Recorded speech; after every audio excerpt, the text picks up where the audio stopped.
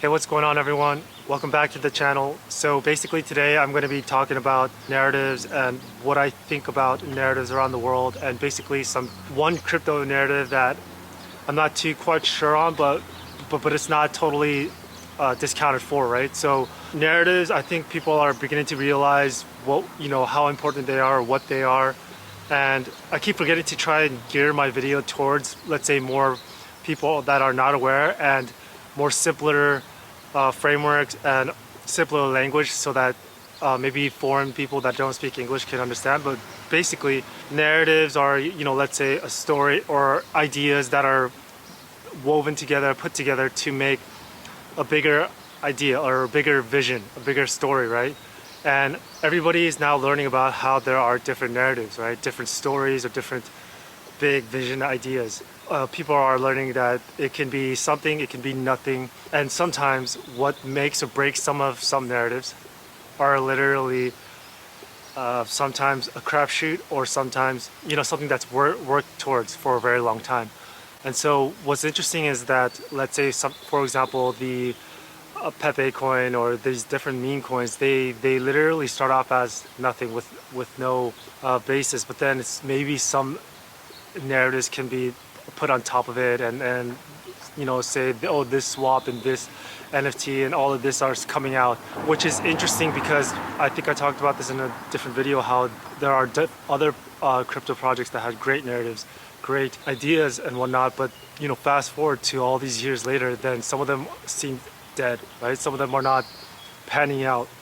Some projects that I think a lot of people had a lot of prospect for appears not to be coming to fruition, right? When you hear a narrative or when you hear ideas, make sure to understand that it doesn't have to be either or, which means that a certain narrative doesn't have to be wrong in order for the other one to be right, and vice versa, right? Not only that, different versions of narratives can also be around, right? And so when evaluating, let's say, different things around the world, or different narratives or ideas around the world, looking at other narratives and ideas will help you sort of balance yourself out. And one of the interesting narratives that I wanted to touch on is let's say, the Bitcoin narrative, right? The Bitcoin idea narrative. I don't want to go too deep into this. Others go really deep into this too as well. But the thing is that this, for example, is a good example of a narrative with everything laid out, everything good idea, and all of that. But the thing is,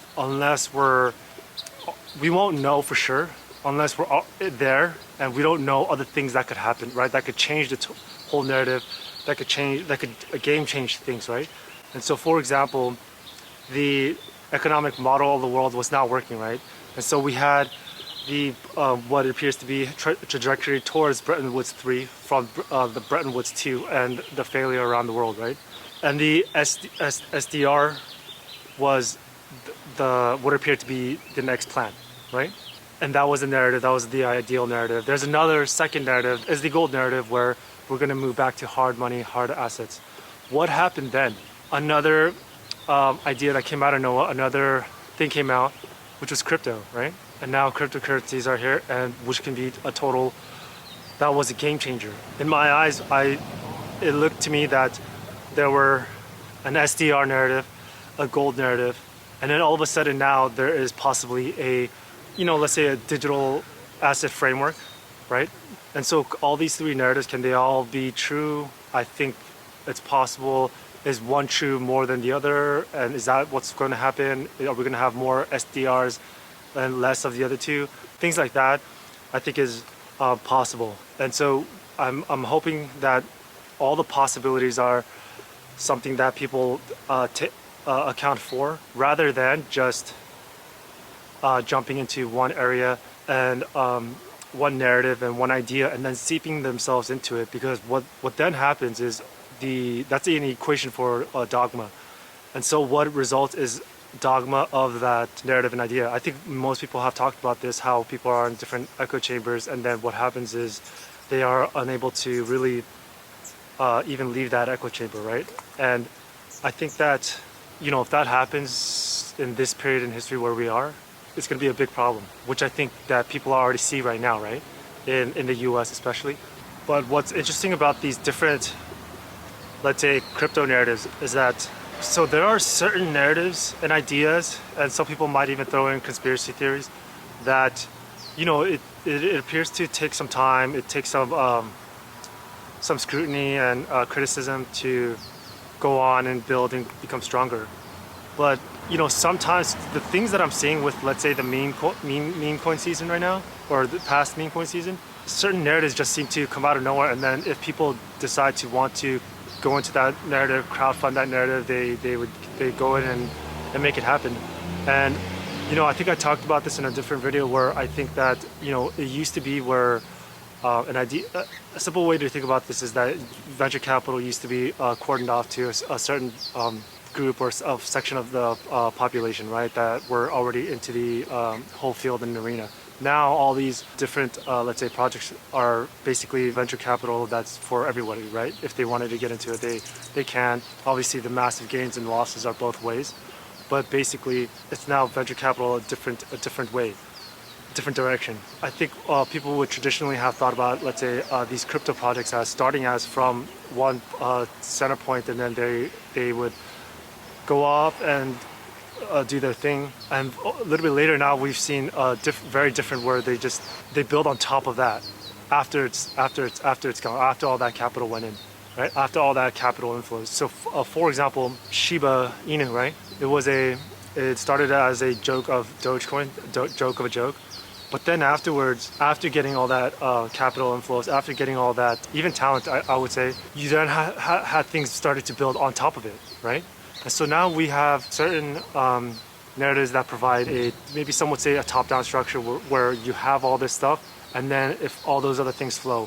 For example, NFT marketplace, a swap, a DEX, and things like that. But after having all the ideas and stuff in place, then you have one that it is almost kind of similar, but then it's literally out of the blue, right? And then all of a sudden, it could go the same way, right? And so now then, what's interesting is that there's a difference between one where there is a intent, a much more structured outlook, and then there's another one where it is a total organic, a little bit more out in the wild sort of a project or a result, right? Or narrative, out in the wild narrative, like something that built on top of whatever it was built on top of from the previous thing or person, right?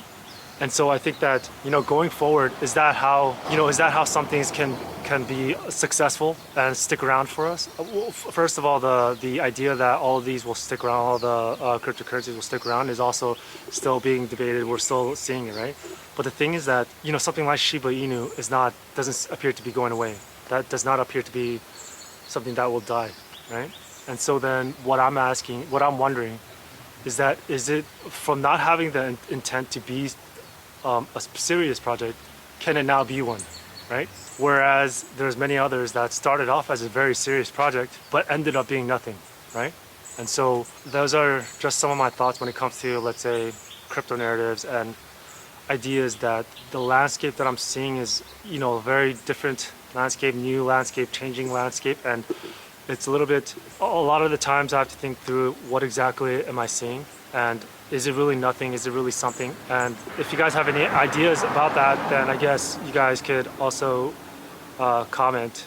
One thing I wanted to also address, and I think I might go into a deeper dive into the future, is obviously narratives where there are narratives that control the idea of what the human life or human world is, right? This world structure.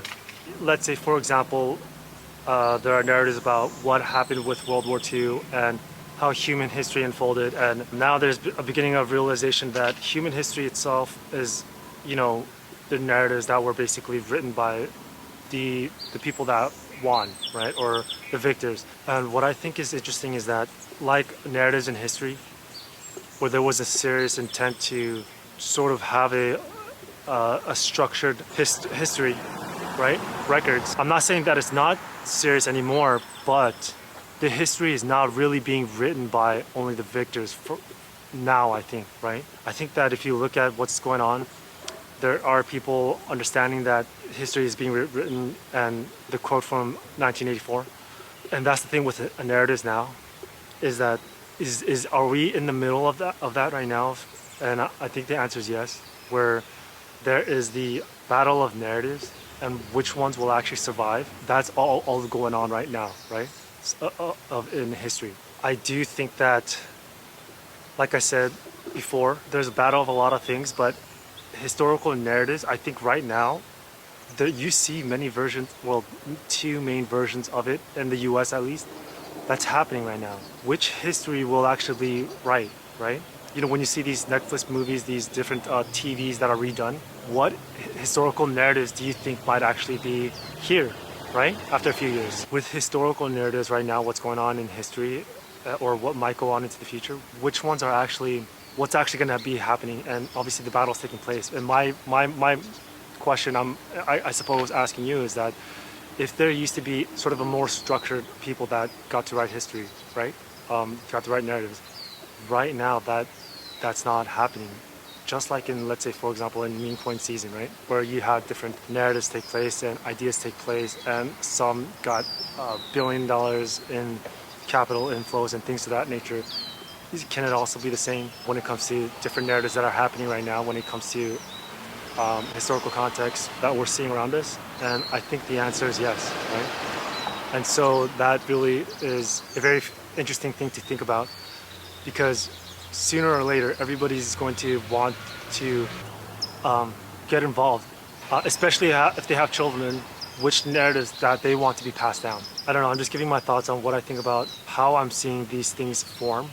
And it's just not in the crypto space, it's out into the human world, right? Because cryptocurrencies, like I said before, appear to be not just some transactions, you can move your money, things like that, but much more different ability or different structures for organization, human behavioral control, social influence mechanisms, right? And so people should just make sure you're aware of some of these things, where how these narratives can actually unfold. I want, you know, the viewers to understand that, oh, okay, there's different narratives, whether it's in the crypto space or the world structure, historical structure, and what the US is going through right now. I was hoping that people would try to put their finger on all the narratives and make sure they see the landscape. Reason being is because, you know, just like I said earlier, how people want certain narratives to go down because that's what they believe is true. My concern is that what if it's narratives that are not true that can become the victory. I guess people in the crypto space, you can see them saying, this is a meme coin, it's a dead product, it shouldn't be here, it shouldn't have that much capital inflows, but it did, right? And now that's up to debate for these different projects, but when it comes to what I'm seeing out in the world, there are certain narratives that I'm hoping that it does not survive, but it might. That's all I have for the video, you guys. I hope you guys liked it. If you guys are watching this video, you guys are most likely going to be the more aware ones. And if that's the case, then people are going to be looking to you for some clarity, and hopefully you can provide them that.